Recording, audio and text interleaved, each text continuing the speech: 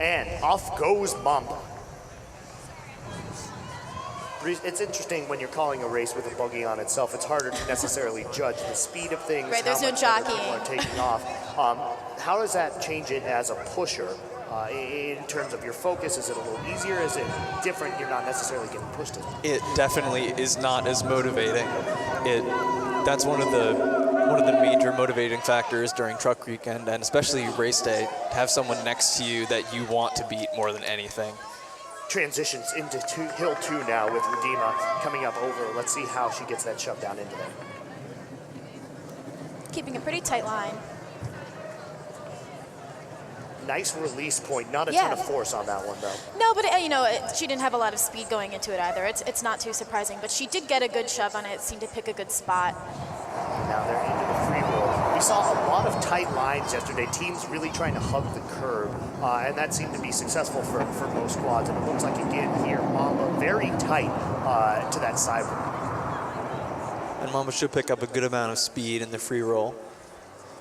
It has been over the course of the year, and it is not the lightest buggy on the course, so that actually works to a bit of its advantage when not being pushed. Split time there at the stop sign, so definitely not, again, among the top teams, but it's good to see it out here re-rolling, and now we are into the chute. Turn ever so important for teams, can really make or break a race, how you keep that momentum and how you make it through, and here comes the turn.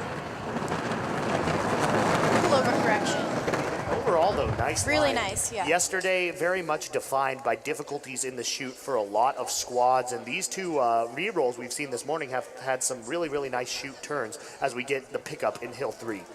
Yeah, you could say some of it is the weather, but yesterday with the spins we saw, they were more likely caused by lack of experience, especially on some of those reverse trike buggies. Which I guess you can blame on the weather, just weather throughout the spring semester. Right.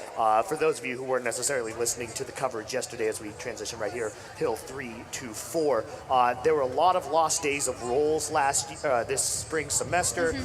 It was like in the 30s till halfway through March, and that's something where you could see a lot of inexperience, a lot of buggies having difficulties as they're going now uphill 4 at about a 2:30 time. And it's pretty close to being that cold right now, actually, which can't be nice for the pusher's legs.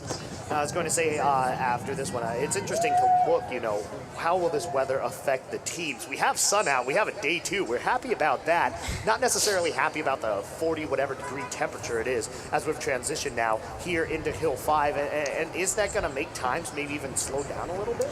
Yeah, it should, although, we should remind everyone the Spirit time in 1988 was on an extremely cold and snowy day. So anything is possible, but with the type of wheel technology that happens now, yeah, it'll probably mess with things a bit.